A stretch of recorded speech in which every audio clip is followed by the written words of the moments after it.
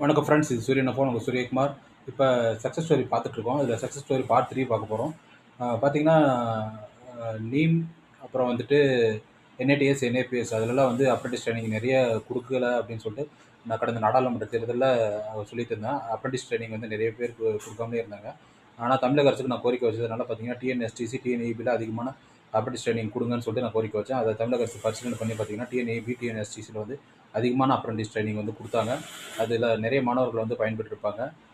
Diploma மாணவர்கள், ITI படித்த மாணவர்கள்லாம் நிறைய அதில் பயன்பெற்றிருப்பாங்க. இன்ஜினியரிங் படித்த மாணவர்களும் பயன்பெற்றிருப்பாங்க. அது ரொம்ப யூஸ்ஃபுல்லாக இருக்கும். அது கோரிக்கை. 2வது கோரிக்கை பார்த்தீங்கன்னா, டிஎன்எஸ்டிசியில் வந்துட்டு டிரைவர், கண்டக்டர் வேகன்சிஸ் வந்து ஆன்லைனில் தான் வெளியிடணும். அது விண்ணப்பிக்கிறது லைசன்ஸ் எடுத்துகிட்டு நிறைய பேர் வெயிட் பண்ணிருக்காங்க. அது ஆன்லைனில் கொண்டு வாங்கன்னு கோரிக்கை வச்ச தமிழக அரசு. அதே போல் வந்து டிஎன்எஸ்டிசி டிரைவர், கண்டக்டர் வேகன்சிஸ் வந்து ஆன்லைனில் தமிழக அரசு கொண்டு வந்தாங்க. இது 2வது சக்ஸஸ் ஸ்டோரி.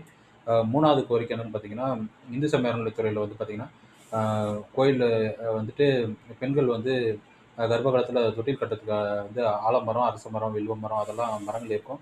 வேங்க மரம் அதெல்லாமே பாதுகாக்கணும் அப்படின்னு சொல்லிட்டு நான் கோரிக்கை வச்சேன். அந்த மாதிரி தொட்டில் கட்டுற மரங்களை வந்து இந்து சமய அறநிலையத்துறை கட்டப்பட்டுள்ள கோயில்கள் வந்து பாதுகாக்கணும்னு சொல்லியிருந்தாங்க. இந்த 3 கோரிக்கையும் நிறைவேற்றினாங்க. இதுதான் என்னோட சக்ஸஸ் ஸ்டோரியோட பார்ட் 3. இதை உங்களுக்கு ஷேர் பண்ணணும்னு தோணுச்சு. இது போன்ற அப்டேட் மற்றும் விழிப்புணர்வு தகவலுக்கு தொடர்ந்து நம்ம சேனலை ஃபாலோ பண்ணிட்டே இருங்க. சூரியகுமார், சூரியன் எஃப்எம். தேங்க்யூ.